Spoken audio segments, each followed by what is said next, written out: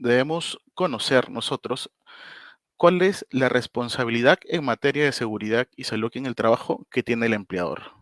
Frente a ello, pues nosotros debemos de abordar en principio la siniestralidad laboral que tiene el Perú. Y para ello, pues se contempla que se tienen al menos 51 accidentes no mortales por día, un accidente mortal cada 2 días y al menos 2 incidentes peligrosos al día. Estas estadísticas nos refieren a que el empleador puede verse involucrado en algún tipo de estos accidentes mortales o no mortales. Por lo tanto, corresponde como un parte de la gestión interna del empleador que pueda aplicar una gestión de riesgos de forma oportuna para prevenir eventos no deseados, como son en este caso accidentes de trabajo, enfermedades ocupacionales o en su defecto incidentes peligrosos. Para ello, pues, debemos revisar el marco legal. Y dentro del marco legal, pues, que debe verificar cada empleador, tenemos la Ley de Seguridad y Salud en el Trabajo, aprobada el año 2011. Por otro lado, tenemos el Decreto Supremo número 05, que aprueba el reglamento de la referida ley.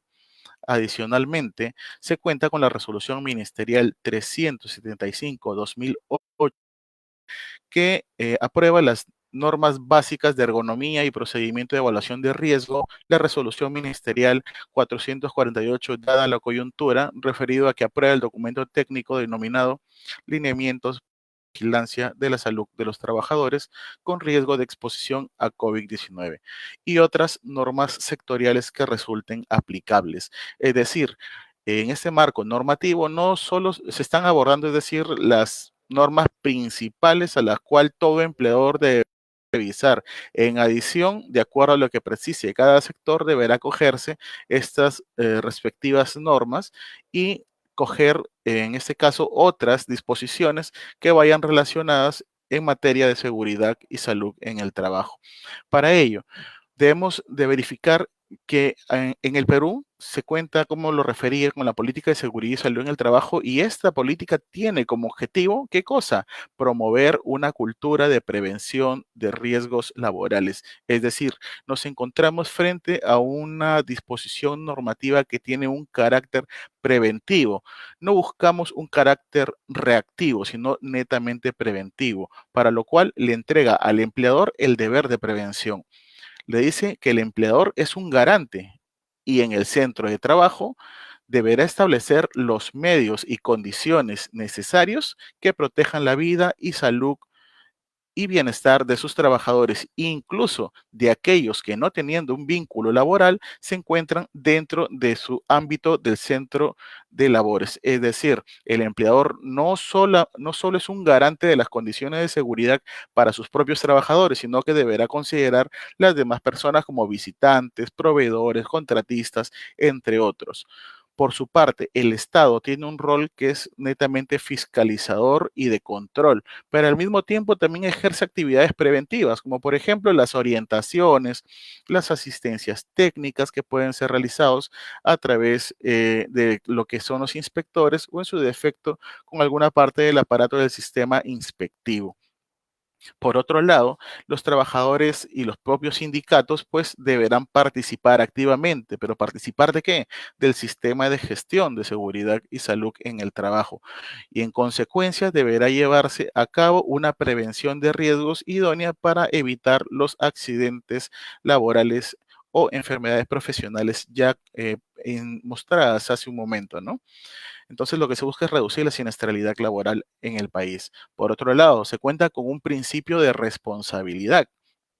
Y para ello, pues, vamos a darle lectura a este pequeño principio que nos refiere, que nos dice, el empleador asume las implicancias económicas, legales y de cualquier otra índole a consecuencia de un accidente o enfermedad que sufre el trabajador en el desempeño de sus funciones o a consecuencia de él conforme a las normas vigentes. Es decir, todo empleador resulta responsable frente a qué?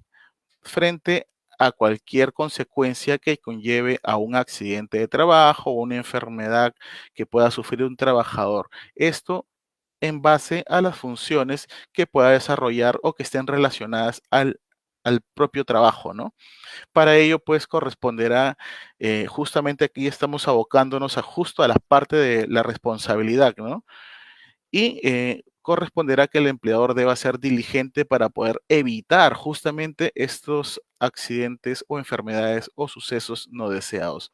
Para lo cual, aterrizando un poco más, la ley de seguridad y salud en el trabajo, ¿qué nos refiere? Que la ley es aplicable de manera transversal, no solamente para el sector privado, también para el sector público, para las Fuerzas Armadas y trabajadores por su propia cuenta. Aquí en ese aspecto, pues el empleador principal deberá de realizar una coordinación efectiva con sus proveedores, con sus contratistas, a efectos de que tengan el mismo nivel de protección. Tal como él oferta una seguridad para sus trabajadores, deberá exigir lo mismo para sus contratistas para que puedan ingresar, en este caso, a sus empresas. En este caso, vamos a revisar la responsabilidad propiamente en materia de seguridad y salud en el trabajo. En principio, debemos verificar de que existe una responsabilidad civil, pues aquí tenemos las indemnizaciones que podrían haber. Por otro lado, el empleador también tiene una responsabilidad penal que se encuentra tipificada en el artículo 168A y una responsabilidad administrativa, la cual conlleva a lo que es el ejercicio del aparato inspectivo para que pueda verificar el cumplimiento efectivo de las normas o disposiciones legales de acuerdo a las funciones y competencias que tiene SUNAFIL, ¿no? Haciendo un breve resumen, podemos verificar pues que cuando vamos a la vía civil estamos frente, es bien sabido que estamos frente a una responsabilidad civil, pero ya sería preventivo o reactivo. Ya estaríamos frente a una disposición reactiva, porque ya el daño ya se causó.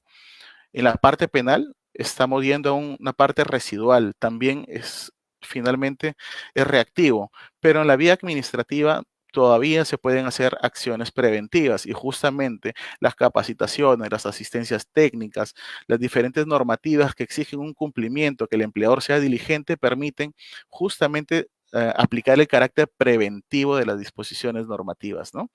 Vamos a analizar brevemente los dos primeros casos, que es la responsabilidad civil y la responsabilidad penal, dado a que esto no forma parte de la vía administrativa, sino que estas controversias que surjan acá deberán ser dilucidadas en la vía correspondiente, es decir, en la vía judicial civil o en la vía judicial que lleva los procesos penales. Y por otro lado, vamos a abordar la vía administrativa, que es donde vamos a profundizar un poco más, pues es lo que nos aboca el día de hoy, de que el empleador deba conocer de forma general las responsabilidades en materia civil y en materia penal. Sin embargo, en lo que respecta a las responsabilidades administrativas, detallamos en base a nuestras competencias cuáles son las funciones y obligaciones que tiene el empleador.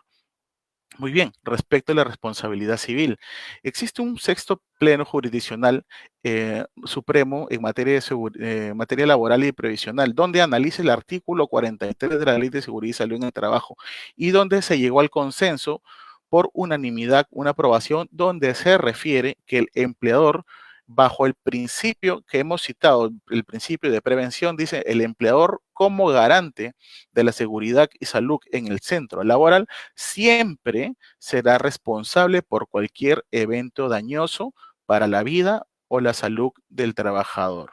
En caso se reconozca al trabajador un monto indemnizatorio por daños y perjuicios, el juez de oficio ordenará pagar una suma de dinero por los daños punitivos cuyo monto máximo será fijado por un criterio prudencial del juez. En este caso, pues, ya nos está refiriendo por parte de un pleno jurisdiccional supremo que el empleador siempre resultará responsable frente a cualquier daño para la vida, para la salud del trabajador que haya conllevado por el ejercicio propiamente de la labor.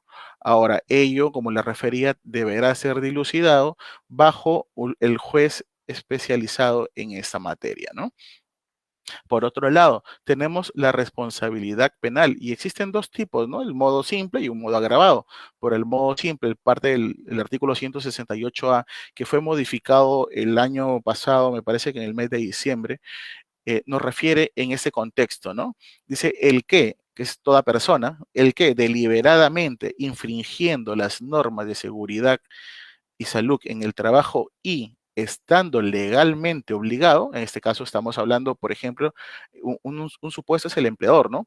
Que ponga en peligro inminente la vida, salud o integridad física de sus trabajadores de forma grave, será reprimido con una pena preventiva de la libertad no menor de 1 ni mayor de 4 años. Es decir, nos encontramos frente a un delito de peligro. A pesar de no haberse puesto, a pesar de no haber una muerte, ya se puso en peligro el bien jurídico protegido, que en este caso es la vida. Y por tanto, por una valoración del juez, corresponderá que éste deba sancionar de acuerdo a esos criterios. Ahora, no solamente el juez va a basarse en la literalidad de este artículo, sino que deberá ubicar bajo las normas correspondientes, como en el caso de la Ley de Seguridad y Salud en el Trabajo, su reglamento y demás disposiciones específicas para poder conllevar a la sanción que corresponda para quienes resulten responsables. Por otro lado, dentro de la misma responsabilidad penal tenemos el modo agravado del delito. ¿Qué nos refiere? Dice, sí, como consecuencia de la inobservancia deliberada de las normas de seguridad y salud en el trabajo, se causa la muerte del trabajador o terceros o le produce lesión grave, y el agente pudo prever este resultado, la pena privativa de la libertad será no menor de 4 ni mayor de 8 años en caso de muerte y no menor de 3 años ni mayor de 6 años en caso de una lesión grave. Es decir, en este caso le dice, oye, si frente a una inobservancia tú sabías que podía ocurrir algo, generas la muerte o una lesión grave a un trabajador o a un tercero, ¿qué puede ocurrir?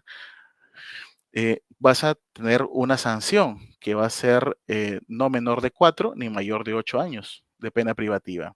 Por lo tanto, eso también deberás, en este caso estamos hablando de un delito de resultado, ya se produjo en este caso la lesión.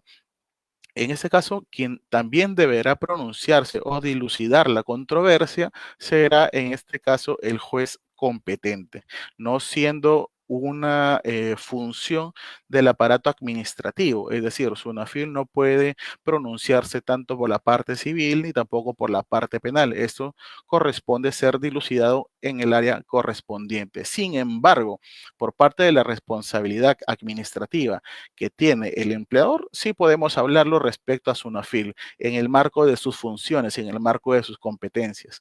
En principio, saber que SUNAFIL es un órgano o un organismo técnico especializado, adscrito al Ministerio de Trabajo, y es responsable de qué? De promover, supervisar y fiscalizar el cumplimiento del ordenamiento jurídico sociolaboral y en materia de seguridad y salud en el trabajo.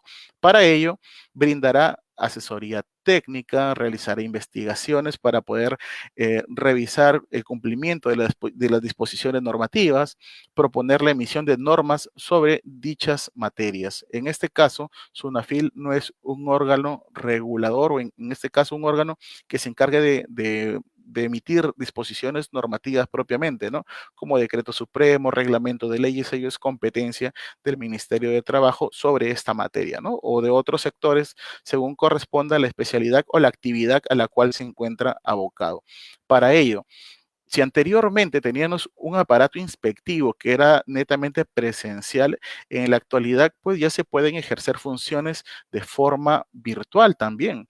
No solamente vamos a la parte presencial, sino que también se van a utilizar las TICs o las herramientas tecnológicas de la información y comunicación para poder solicitar al empleador que deba de cumplir con lo que refiere las disposiciones normativas. En este caso, por ejemplo, podría exigir a un empleador que nos acredite lo que son los registros de capacitaciones, los registros de entrega de equipos de protección, el cumplimiento de los exámenes médicos ocupacionales, el registro de los monitoreos de agentes físicos, químicos, biológicos, disergonómicos, entre demás disposiciones que estén relacionadas en materia de seguridad y salud en el trabajo, como por ejemplo lo que es las condiciones de seguridad. Por otro lado, SUNAFIL también se encuentra facultado, o los inspectores, mejor dicho, se encuentran facultados ¿para qué? Para interponer una medida cautelar, la medida cautelar referida al cierre de un área o un establecimiento. ¿Para qué? A efecto de salvaguardar el bien jurídico protegido